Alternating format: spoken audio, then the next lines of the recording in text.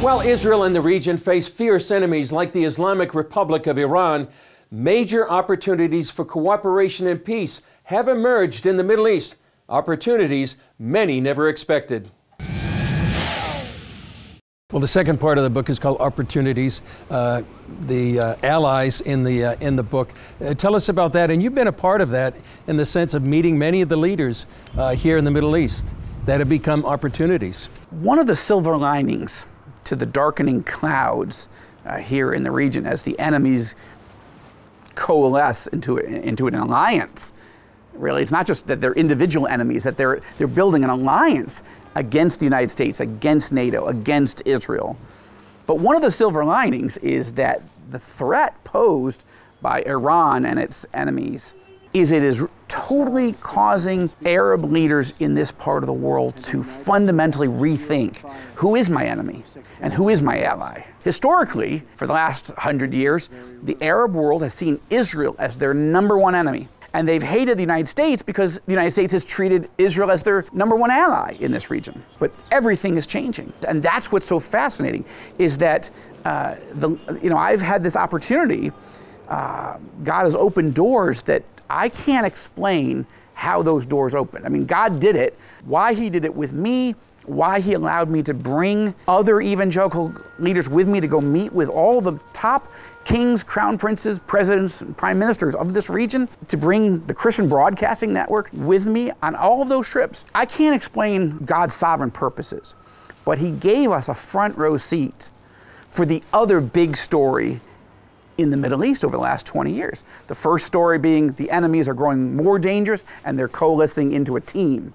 But the other story is the Arabs are rethinking fundamentally what they think of the United States, and more importantly, what they think of Israel. We were sitting in the palace in Abu Dhabi, the political capital of the United Arab Emirates, with the leader of that country, Crown Prince Mohammed bin Zayed, affectionately known as MBZ. We were there in October 2018.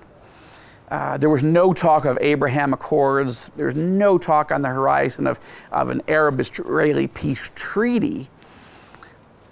But MBZ invited me to bring a delegation. For the first time, evangelicals had ever been invited as leaders to come and meet with all the senior leadership of the United Arab Emirates. At the time, this was off the record, but now in the book and now with you, I can say, MBZ leaned forward and he said, "Joel, I'm ready."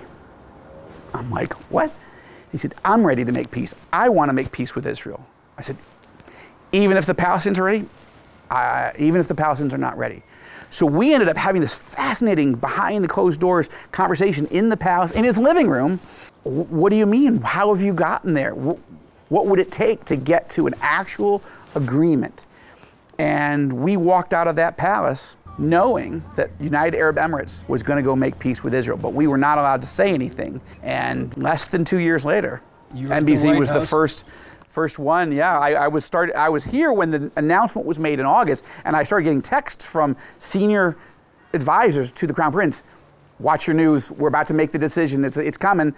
And it was huge. And then, yes, I was very humbled to be invited by the White House to be there on the south lawn of the White House as the United Arab Emirates, then Bahrain, and Israel and the United States signed the Abraham Accord. I mean, this is crazy.